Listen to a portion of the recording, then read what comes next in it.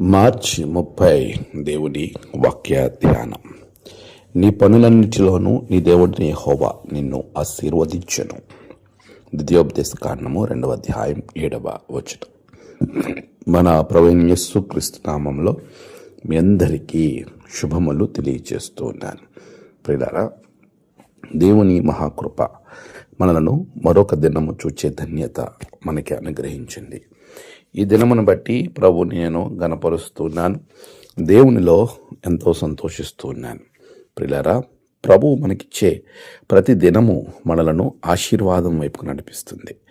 ఈ ఆశీర్వాదం ఎంత గొప్పగా ఉంటుందంటే, మనము ఎప్పుడు కూడా దీవెని వెంబడి దీవెని, ఒక ఆశీర్వాదం వెంబడి ఆశీర్వాదం పొందుకోవడానికి సహాయం చేస్తుంది. నీ పనులన్నిటిలో నీ దేవుడైన యెహోవా నిన్ను ఆశీర్వదించెను. ఇది ఎంత గొప్ప ఆశీర్వాదం!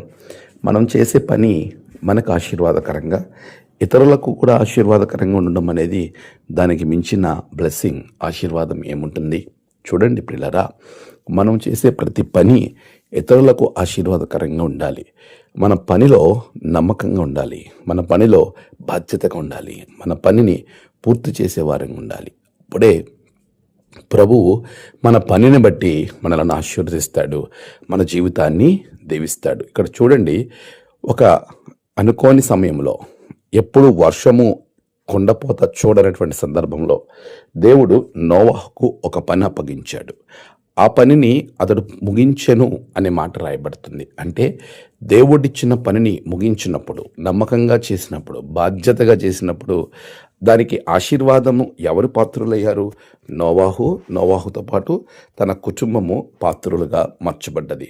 నీ పని అంతటిలో ఆశీర్వదించటం అనంటే దేవుడిచ్చిన పనిని నమ్మకంగా పూర్తి చేయగలగాలి, బాధ్యతగా చేయగలగాలి. అది భారమైనా దాన్ని పరిపూర్తి చేయగలిగినప్పుడు, సంపూర్ణం చేయగలిగినప్పుడు ప్రభువు ఆ పనిని బట్టి నీ పనులన్నిటిలో నిన్ను ఆశీర్వదిస్తాడు.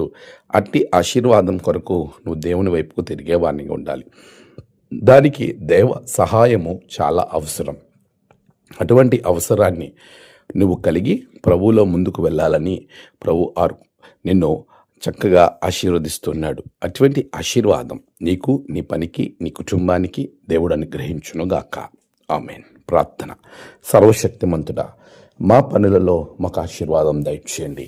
తలపెట్టిన ప్రతి పని విజయం వైపుకి వెళ్ళినట్లుగా బిడ్డలను దీవించండి. నేడు జన్మదినము, వివాహదినము, ఆయా విశేష దినములు జరుపుకున్న బిడ్డలను బహుగా దీవించండి.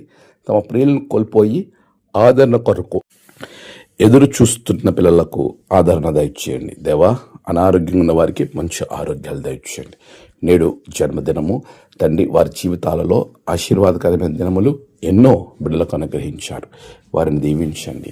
నీ ఆత్మ అభిషేకం బిడ్డలకు దయచేయమని, అనారోగ్యంగా ఉన్న వారికి మంచి ఆరోగ్యములు దయచేయమని యేసు నామమున ప్రార్థించి వేడుకొంచున్నాం తండ్రి. ఆమేన్. తండ్రి, కుమార, పరిశుద్ధాత్మ త్రియేక దేవుని ఆశీర్వాదం మీకు తోడై నడిపించునుగాక. ఆమేన్.